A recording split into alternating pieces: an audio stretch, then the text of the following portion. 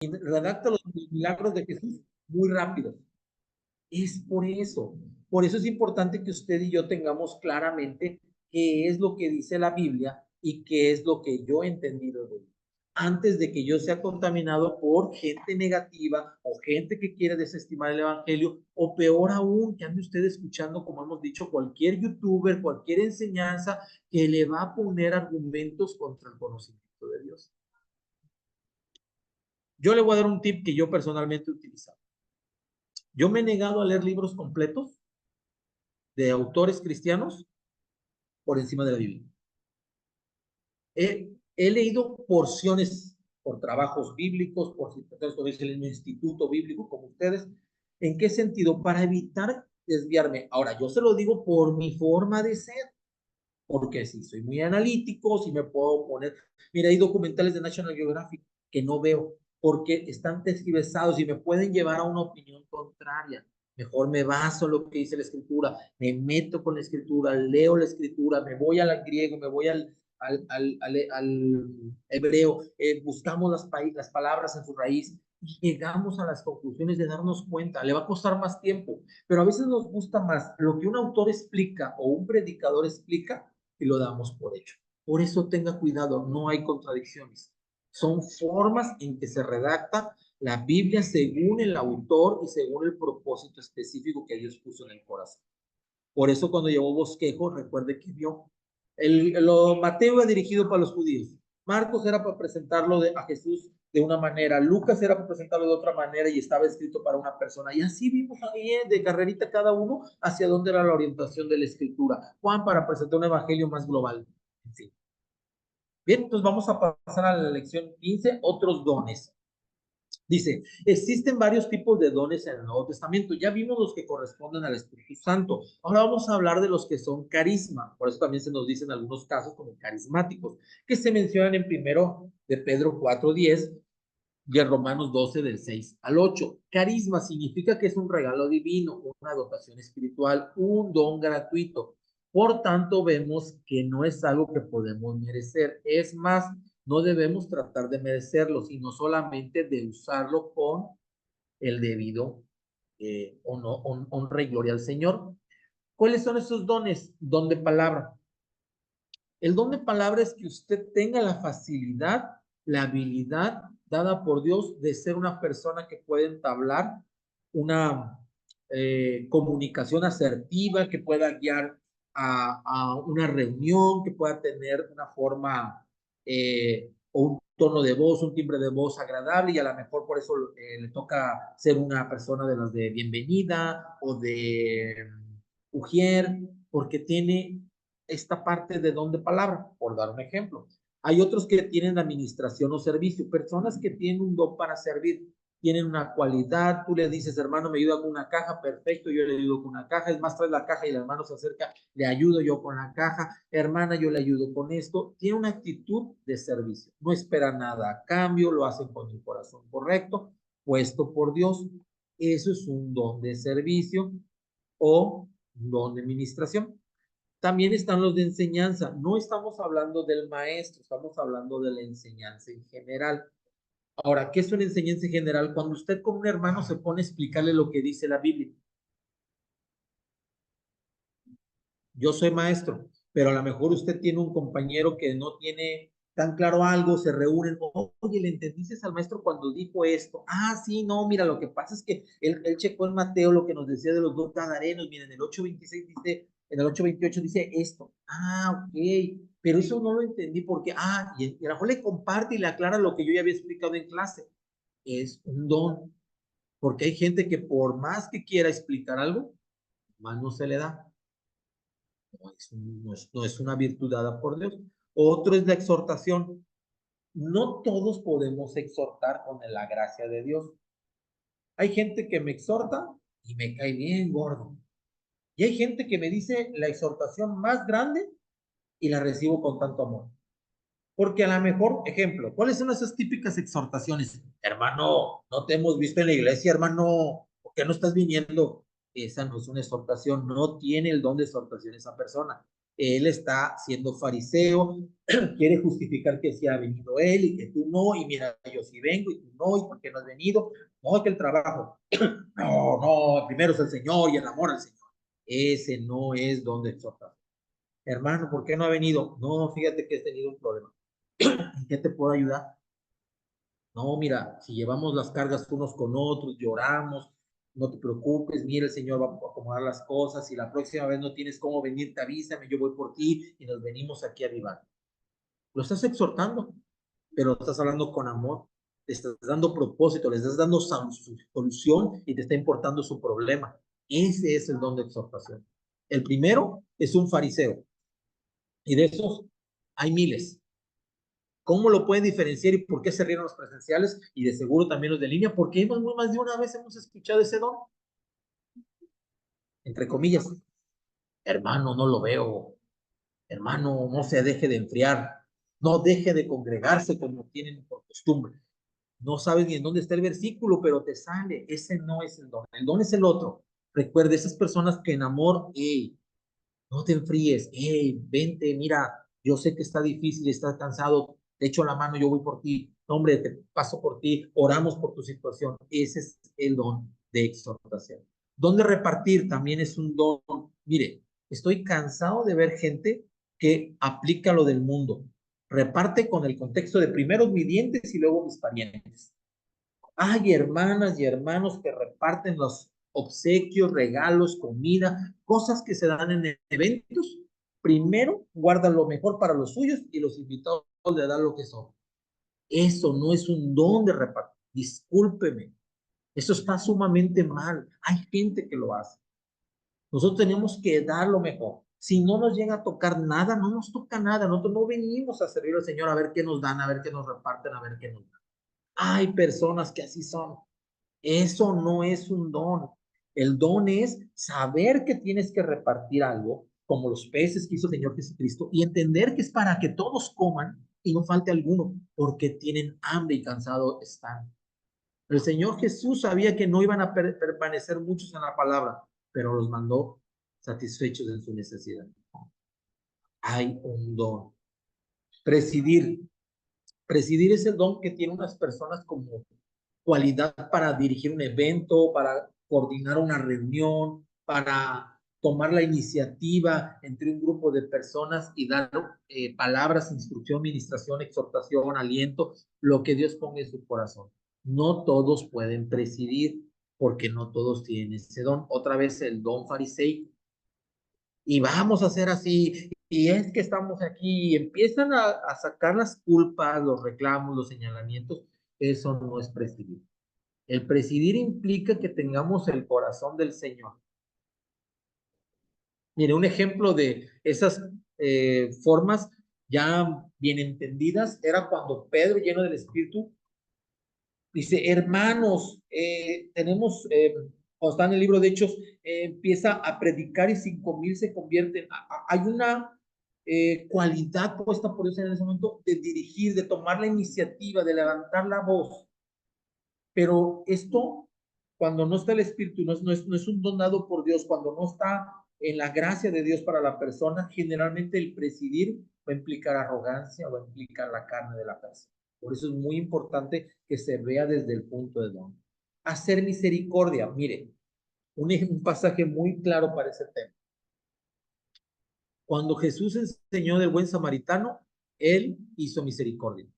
Pero antes pasó un sacerdote, ¿sí? ¿Quién más pasó? Un levita, ¿sí? Y no tuvieron misericordia. El don de misericordia es algo que tiene que venir dado desde la palabra de Dios. Usted y yo no podemos sentir misericordia por los demás si no estamos conectados a Dios. El problema es que si usted siente que tiene el don de misericordia porque le da 5 pesos al abuelito del súper, porque le da 5 pesos al que le limpia las ventanas, porque le da un taco que le sobró a alguien, usted no tiene don de misericordia. ¿Sí? Eso es dádivas, son como formas simples de dar algo. No. El don de misericordia es cuando usted ve a alguien y va manejando y ve del otro lado una persona con necesidad y usted movida por Dios, siente la necesidad de regresar a ver su necesidad. Si usted lo ha hecho, usted tiene don de misericordia. Ese es don de misericordia. Es que ya voy tarde, ya llevo prisa, pero veo una persona del otro lado con necesidad y sé que ya está abrumado. Usted puede distinguir los rostros de las personas. Hay rostros de personas que están en la angustia pidiendo dinero y hay rostros de personas que están en la calle pidiendo dinero sin ninguna angustia. Pero cuando ve la necesidad y usted se detiene y hace a un lado su tiempo y a lo mejor saca 100, 200 pesos que iba a comprar algo de comer, a lo mejor de mejor calidad y dice, ¿sabe qué? A lo mejor me compro algo más económico y ahorro 100 pesos que le puedo dar a esta persona, usted tiene don de misericordia. Si no, no lo tiene. Es un ejemplo que le quiero ilustrar para que, ¿por qué quiero ser enfático con lo que no es? Porque quiero que se desengañe si usted siente que tiene alguno de estos dones previos, porque hace algunas de estas cosas, pero no los lleva a la luz de la palabra. No somos buenos. No somos buenos porque, mire, yo he visto gente que le da el paso a una persona y le hace, no le estás queriendo ayudar, tú quieres que se quite, tú le estás manoteando para que se quite. Si tú te detienes y le extiendes la mano o bajas y le dices, adelante, pase, tú estás teniendo misericordia de la persona porque a lo mejor camina lento, porque a lo mejor se equivocó y quiso cruzar la calle, pero si estás así, no le estás dando el pase. Ese ejemplo es claro. Con los otros que le expliqué, pareciera no tan claro, porque ya los hemos moldeado en nuestra cultura cristiana. No debemos actuar así. Mire, viene la persona vagabunda, aquí han entrado y le hacemos el feo. No tenemos todo el tiempo a veces conectado a los sentidos con así. Viene alguien en necesidad y a veces no tenemos conectados los sentidos. Ay, es que se paró y luego el hermano y pidió un café. A lo mejor no ha comido. Ay, es que agarró 2 veces pan. A lo mejor no ha comido. No te fijes. No lo compraste tú. Lo peor del caso es que ni lo compraste tú. ¿Quién se comportó así de los 12 apóstoles? Aquí en línea, ¿quién se comportó así de los 12 apóstoles, bíblicamente hablando? Usted está correcta, pero los demás no han dicho ningún nombre. ¿Quién? Escucho. ¿Quién de los 12 apóstoles se portó así? Judas. No, señor, es que este perfume es un desperdicio, se lo hubiéramos dado a los pobres. No lo compró él. No lo compró él. Y por eso Jesús le contesta categóricamente. Así estamos en la iglesia. Yo no compré pan, yo no compré refresco. Mire, hay gente que da cosas para después estar haciendo eso. Mire, si sientes dolor, no de nada, por favor. A veces la gente dice, no, voy a llevar un refresco. Y ahí estás con el refresco, chiquiteándolo, no lo lleves. No lo hagan, por favor. Tiene que ser porque estás dispuesto a dar algo y te desprendes. Porque las personas tienen necesidad, porque las personas, dice la Biblia, Jesús mismo dijo, aquel que le diera a uno de estos pequeños un vaso con agua, lo viera en el hospital, lo atendiese, lo ha hecho para mí. Señores, que cuando te vimos con hambre, cuando te vimos desnudo, cuando lo hiciste para ellos. Eso es misericordia. Cuando recordamos que en cada uno de esos rostros puede estar Jesucristo, ahí, ahí, y usted tiene ese don. Y si le ha costado, no se condene, lo que siempre le digo, no estamos aquí para condenarnos, pero sí estamos aquí para ilustrar lo que estamos dejando de hacer, entender en qué podemos alinearnos al Señor y ser redarguidos por la palabra, porque para eso es la palabra. Y entonces estos dones, ponernos al servicio del Señor. Dice, están los dones fanerosis, que se habla de ellos en Corintios del 12, del 7 al 10. Fanerosis significa expresión o manifestación. Estos obran a través del creyente por el Espíritu Santo. En el uso de estos dones, la mayoría, ¿sí?, de las veces la persona que está recibiendo la administración es la persona que en realidad está recibiendo el don. Estos son conocidos como los dones por el Espíritu, que ya vimos. Los de sabiduría, ciencia, discernimiento, fe, sanidad, milagros, profecías, diversos géneros e interpretación.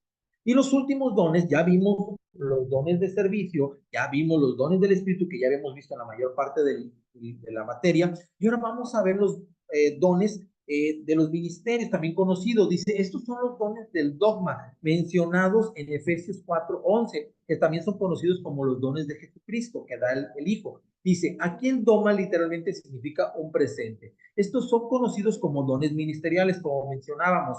El Señor nos dio personas con un llamado y con ministerios y habilidades dadas por Él para que estas personas entrenen al resto del cuerpo de Cristo. Y estos son 5 dones que se puede decir que son para equipar o capacitar a los santos para hacer la obra del ministerio. Usted y yo podemos tener uno de estos o 2 de estos o más de estos, pero normalmente pues tenemos 1 o 2. Primer don, el don apostólico. El don apostólico es aquella persona que recibe de Dios el hecho de ir formando y estableciendo iglesias. Cuando usted ve los tan mal nombrados apóstoles, muchos de ellos en la teología de la prosperidad se han autonombrado. Es que estamos dándole cobertura a muchas iglesias. No, tú le estás levantando diezmo a muchísimas iglesias. No les estás educando, no les estás formando, no les estás dando cobertura. Tú quieres tener más iglesias bajo tu cobertura para que te ofrenden más diezmo. Esas iglesias no tienen un don apostólico. Es poco común conocer un verdadero apóstol. Sí los hay, pero son pocos. La gran mayoría autonombrados, porque es más fácil ponerse en ascendencia sobre los demás para poder obtener un beneficio. Ese es el problema de Maldonado y de algunos otros que existen en este medio. 2, profeta. En mi andar en Cristo en 10 años me ha tocado conocer uno al 100% que yo podría decir, este es profeta de profeta. He visto otros hacer la profecía como vimos en su momento por el don del Espíritu. Viene palabra del Señor y dan una palabra. Bueno, aquí en la iglesia tuvimos cuando vino el pastor Jan, que está en Costa Rica. Es un ejemplo claro cuando le dio palabra a Víctor y a Maldonado. Ese es un momento en el que el Espíritu Santo hace que dé palabra. Pero el que es profeta, profeta, en todo tiempo está profetizando. Es decir, su llamado es profetizar. Viene a una reunión y va a dar una palabra profética. Va a otra reunión, va a dar otra palabra. Tiene llamado. Hagan de cuenta que es el Jeremías, el Ezequiel, el profeta moderno que está aquí. Pero no todos son profetas. Lamentablemente, como el tema del apóstol, hay muchísimos. Mira, hay unos que les gusta autonombrarse de profeta y apóstol. Y llegan, y el Señor me dice que de esta iglesia va a ser un gran lugar y vamos a levantar una ofrenda especial porque necesitamos comprar 1000 terrenos. Mire, le voy a poner un ejemplo así al extremo. Han pedido autos, han pedido para aviones, han pedido para construcciones. En Estados Unidos hay muchos de esos. Aquí en México también, pero no les va tan bien. En Estados Unidos sí generan, sí levantan varo. Así. Es que el Señor me dijo que yo debo viajar en avión, que ya no puedo viajar en avión comercial, ni tengo que viajar en mi avión privado. Y eso me lo dijo el Señor, y el Señor dice, y se para en la reunión, y vamos a hacer esta ofrenda especial para que compremos un avión para que yo pueda llevar el evangelio a las demás naciones. Eso es manipulación, eso no es un profeta, pero los hay, hermano, hermana. El hecho de estar en el instituto bíblico nos va a llevar a discernir esto. Hay unos que son muy elocuentes. Colosenses dice que hablan con disparates elocuentes. Una persona con elocuencia es como si tuviera el don de presidir, ¿sí? Pero esto, algunas personas sin el don del Señor es manipulación, es como un vendedor. ¿Alguna vez usted ha comprado algo que no ocupaba? Si ya alguna vez lo hizo, es que un vendedor lo persuadió. Así hacen estas personas, pero le ponen el nombre del Señor. Por eso Jeremías decía la palabra de Dios en Jeremías, puesta en el capítulo de Jeremías, si no me recuerdo, capítulo 6, mencionaba que lo que dijera tal profeta y no se cumpliese, pagara con la vida. Porque tenía que confrontar. Estaba siendo engañado el pueblo de Dios por falsos profetas. Hay falsos y hay los correctos. El que yo conozco que es muy, lo vimos ahora en el Congreso de Jóvenes, el pastor Hartus, para mí, pues sí, cumple el llamado como tal. Lo he visto en 5 o 6 prédicas que es así, tajante, la palabra directa, personas, revelación, mi respeto. Mire, le diría que hasta profetizó esta sequía. Y yo, como algunos otros, ilusamente pensamos que era cosa menor. Qué vergüenza cuando platicaba con mi esposa, decir, es que esto nos profetizaron en diciembre, en enero. Y no creímos. En enero fue. Nunca habíamos pensado que pasaríamos estos aquí, que pasamos aquí de un mes. Tercer punto, evangelista. caso concreto, por ejemplo, nuestro pastor tiene un llamado ministerial evangelista, también de pastor y también de maestro. En él hay tres muy claros. El evangelista es aquel que tiene el llamado de compartir el evangelio a cualquiera que se encuentra. A mí en lo personal me cuesta, yo creo que usted también, de repente, mi pastor, es muy fácil que se está hablando con una cajera o un cajero de un supermercado, si se presta tantito la coyuntura, va y le mete el evangelio, órale, les voy a compartir. Y como siempre nos dice, yo no sé si es su último día de vida, yo no sé si esta es la oportunidad. A mí me cuesta, yo creo que a usted le cuesta de repente a alguien en necesidad acercarse y decirle, ay, mira, pues a veces nos da un poco de nervio a lo mejor, pero cuando son personas que tienen claramente este don, este llamado, tienen una facilidad, fluyen, ¿sí? Para poder evangelizar. Van compartiendo, no tienen pena, no tienen miedo, no les compliquen lo más mínimo el vituperio, no les compliquen lo más mínimo la ofensa de alguien. Nosotros de repente estamos como que, ¿qué dirán? Ay, es que el pariente se vaya a enojar y, ay, mejor. No, no es un llamado, es claro. Cuarto don de Jesucristo o de doma ministerial, el maestro, pero pastor, es aquel que tiene un llamado para pastorear un grupo de personas conforme al Señor Jesucristo. Recuerden que Él es el pastor de pastores, mis ovejas escuchan mi voz, Él hablando como pastor. Son personas que tienen un llamado de Dios para pastorear. Hay gente, nuestro pastor tiene esa cualidad, es complejísimo, tantísima gente está le preguntando situaciones, llevándolos, hablándoles, dándoles seguimiento. Pero hay muchas personas que se han autonombrado pastores, que han creído tener el llamado, o peor aún, han usurpado el llamado y ejercen ese rol, volviendo a los temas que él habló. ¿Por qué le menciono todo eso? Porque muchos cristianos consumen a estos predicadores y estos predicadores o pastores o pastoras, apóstoles, profetas o evangelistas, misioneros o alguna cosa, misioneros casi nunca hay porque esos no les gusta, porque ya no hay reflector. Están buscando el reflector, el reconocimiento, el poder. Si usted un día tiene el llamado del Señor para ser pastor, lo va a saber y se lo va a confirmar y va a saber esperar en su tiempo, pero no todos. El punto es que mucha gente usurpa y claro, darán cuentas. Recuerde lo que dice la Biblia. De noche vino el enemigo y sembró cizaña. ¡Ey, la cortamos! No podemos. Tenemos que esperar que venga el tiempo de la cosecha y ahí serán echadas al lago de fuego las que no son trigo. Eso dice la Escritura. Esto hay, pero sí nos dice la Biblia que nosotros seamos apercibidos en distinguir los falsos maestros, las falsas enseñanzas, las prédicas o enseñanzas heregéticas o que van contra de Cristo. Las anticristianas las vemos muy fácil, pero las heregéticas no las vemos tan fácil. Y ahí a veces nos vamos de boca.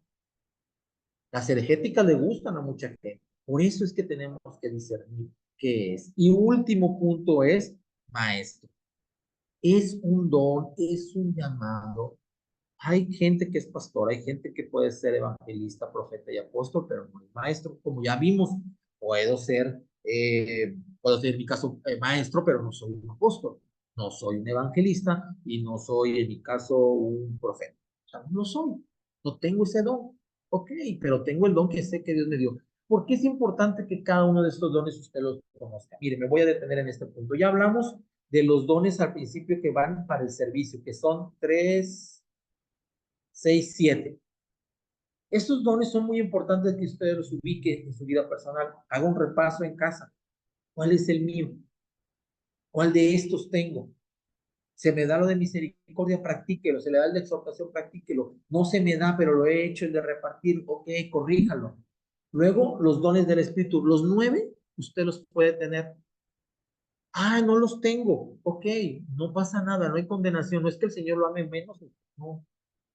A lo mejor nunca va a tener el don de sanidad. A lo mejor no va a tener el don de milagros. Pero a lo mejor sí, pero nunca lo ha pedido. Entonces, pídalo, Señor. Porque el día que ore por un enfermo, ore con fe pidiendo la sanidad. Y no ore como incrédulo, no va a pasar nada. No va a ser usted instrumento. Pero el Señor, como ya hemos visto, no se molesta porque usted y yo le preguntemos, le pidamos o nos acerquemos con dudas. Y ministeriales, si ya usted ya tiene un llamado, conoce su llamado. aplique para él, califique para él, prepárese para él, si ya lo ejerce, porque si usted a lo mejor ya es pastor, ya es maestro, ya es evangelista, ya es profeta, o ya es apóstol, adelante, ejérzalo con la llenura del Señor, y si lo va a ejercer en un tiempo, como decía, prepárese, no tenga dudas si el Señor lo ha llamado, lo va a equipar, el punto es que sea responsable usted y yo del equipamiento. Un soldado, nunca va a haber un general cargándole la mochila a su soldado. ¿Quién prepara su maleta? El soldado. ¿Quién arlista lo que debe llevar a la batalla? El soldado. ¿Se le enseña? Sí se le enseña. ¿Se le prepara? Sí se le prepara. ¿Se le enseña buenas costumbres? Sí se le enseña. Y el día que sale a la guerra, él tiene que llevar todo. Ni modo que vaya y se le olviden las balas de la escopeta. O se le olvide la ánfora del agua. ¿Qué va a pasar? Ahí va a quedar. ¿Fue culpa de su general o fue culpa del soldado? ¿Qué dice la Biblia? Que nosotros somos como soldados, que pertenecemos a una milicia, que tenemos una responsabilidad, que no nos enredemos en las cosas del mundo. O sea, nos habla una serie de instrucciones. Usted está siendo equipado, usted está siendo entrenado para saber qué va a echar en su maleta, para ejercer un ministerio, para ejercer una responsabilidad, para ejercer un servicio. Pero si no lo tiene claro y desperdicia las oportunidades, no va a poder llevar el fruto del 100 por 1 que quizás el Señor depositó en usted y va a dar el 30 por 1, pero ni fruto. Bueno, lo voy a poner de esta manera. Tiene 3 hijos y 2 se convierten a Cristo y uno no. Dio fruto. Oh, no le va a gustar, ¿verdad? Le quiere el 100% del fruto. Igual aquí. Pero ¿de quién trata? De nosotros. Y por eso esta enseñanza, esta última lección es bien importante porque nos resume lo que hemos visto en general con respecto a los 9 dones del Espíritu, pero los 7 que hablamos de servicio, los 5 que son de ministerios, para poder ejercer con sabiduría el rol que Dios le ha asignado en la iglesia que usted congregue. Y sobre todo, para que pueda con sabiduría de Dios, con temor de Dios, transmitir esto a los demás. Porque esto no se queda en usted. Vienen otras generaciones y estas otras generaciones darán cuenta de esta situación. Bien, preguntas hasta aquí.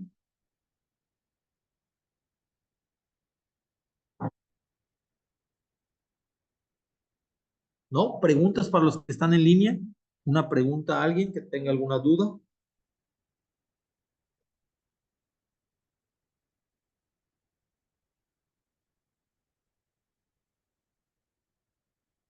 Hable ahora o calle para la siguiente clase.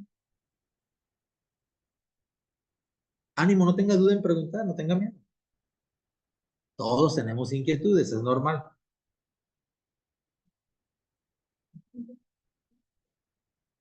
Este test, todos están pasando, una de dos, o todos les quedó tan claro o tienen dudas que no quieren expresar. Que me preocupa, me preocupa. Aquí presenciales, algún comentario, todos seguros, todo tranquilo, ¿está claro?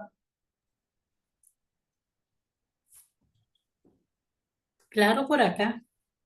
Ok. Bueno, vamos a hacer una pequeña introducción de lo que sigue para que sea menos lo que quede al final de la última sesión para el pastor. Es la forma de tener claro que nosotros tenemos evidencia. Mire, cuando yo le platicaba mi testimonio, le decía que yo los primeros 4 o 5 años yo no hablé lenguas, pero tenía la evidencia de la fe. Y le decía, yo estoy seguro que conforme a la situación que vivo, tener la paz que sobrepasa todo entendimiento, la llenura de Dios para confiar que esto va a tomar y se va a ordenar, era por fe. Claro que me costó luchas mentales, porque tenía que luchar entre lo que veía, los hermanos que decían algunas cosas, hermanos que luego entendí que a veces no tan discipulados, a veces poco fariseicos o a veces en su buena voluntad y no en el conocimiento de Dios, podían decir. Por eso es importante que podamos ver qué evidencias hay para que usted tenga convicción plena. Primero son las evidencias de poder. Cristo anduvo en el poder del Espíritu. ¿Cuál es el poder? Ya vimos en su momento los 3 que se clasificaban en poder. ¿Se acuerda cuáles eran? Sanidad, así es. ¿Cuál otro? Y milagros. Ok, bueno, cuando nosotros hablábamos, y eso lo va a ver, está en la lección 4, y es fe, hacer milagros y el don de sanidades. Entonces, el poder Cuando hablamos de que hay evidencia del poder, es que usted ha vivido en fe. Por lo tanto, si a lo mejor usted no ha hecho milagros, yo no he hecho que yo sepa. He orado por personas con la responsabilidad que me toca como servidor de la iglesia, pero yo no sé si ha sanado o no. Pero estoy seguro, ¿sí?, que he vivido por fe. Y estoy segurísimo que he visto la sanidad en otras personas por otros que han orado. Así es que yo ver el poder de Dios, no tengo duda. Por lo cual para mí eso es convicción. Aquí la parte importante, como dijo Jesús con respecto a Tomás, es más importante creer, si dice, bienaventurados los que creerán y no vieron. Entonces yo no me tocó ver algunas cosas, pero he escuchado y otras, afortunadamente me ha tocado ver, cuando se ora y la persona sana. Con fraternidad, bueno, hay una libertad en el espíritu. Miren, acompáñenme a Efesios 2:18.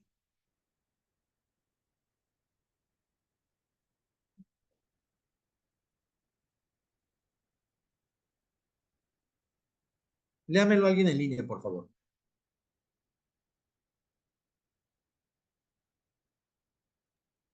Efesios 2:18. Porque por medio de él los unos y los otros tenemos entrada por uno mismo espíritu al Padre.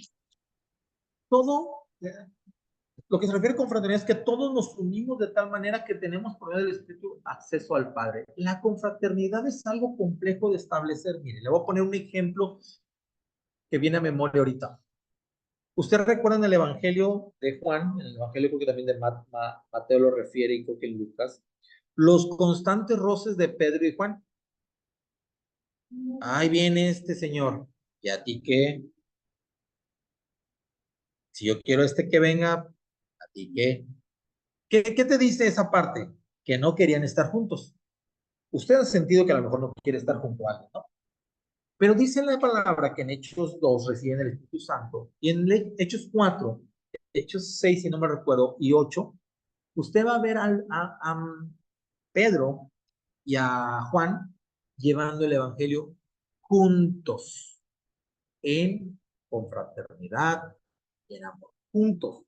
Si no se quería ver en pintura, ¿cómo es que de repente, jálate Juan, vamos, Pedro, vente, vamos a presentarnos ante los fariseos? Y que ellos dijeran, es que ustedes, gente del vulgo, hablan como gente que ha estado con Jesús, maravillados de lo que ellos dos habían puesto como ponencia.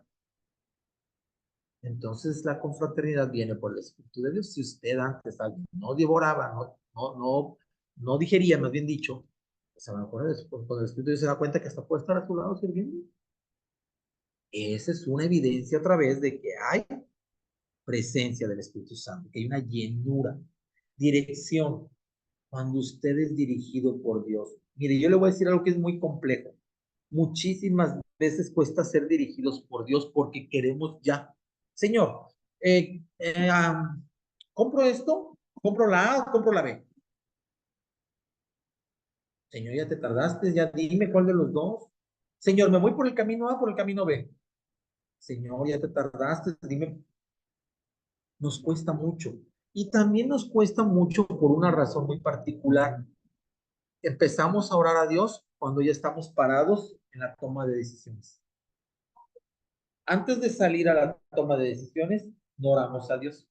Por eso es que cuando llegamos al punto donde ya hay que tomar la decisión, ahí sí nos acordamos de Dios. Pero cuando empezamos a practicar la dirección de Dios, usted va a empezar a caminar desde antes. Mire, por ejemplo, voy a tomar un ejemplo con los jóvenes y si hay alguien en línea soltero o soltera, lo puede entender. ¿Cuántos tienes, Joel, ahorita de edad? 18. ¿A qué edad te quisieras casar más o menos? 25. Dice Joel que tiene 18 y como a los 25 se le hace una buena edad para casarse. Faltan 7 años. Si él 7 años ora a Dios por una buena esposa, el día que la encuentre la va a entender claramente. Pero ¿qué pasa? Si él no entiende esta parte a los 18, a los 24 y medio se topa la primera tipa que le sonríe del mundo y siente que eso es amor, y entonces va corriendo, Señor, dime si ella es la buena para casarme, pero ya dime, porque me está diciendo que le gusto mucho. Señor, no me has contestado. Señor, ya, por favor, no tengo que ir al cine con ella. Señor, no me has contestado. Bueno, voy a ir al cine y luego vemos. Espero tu respuesta. ¿Está de acuerdo que está difícil que el Señor le dirija?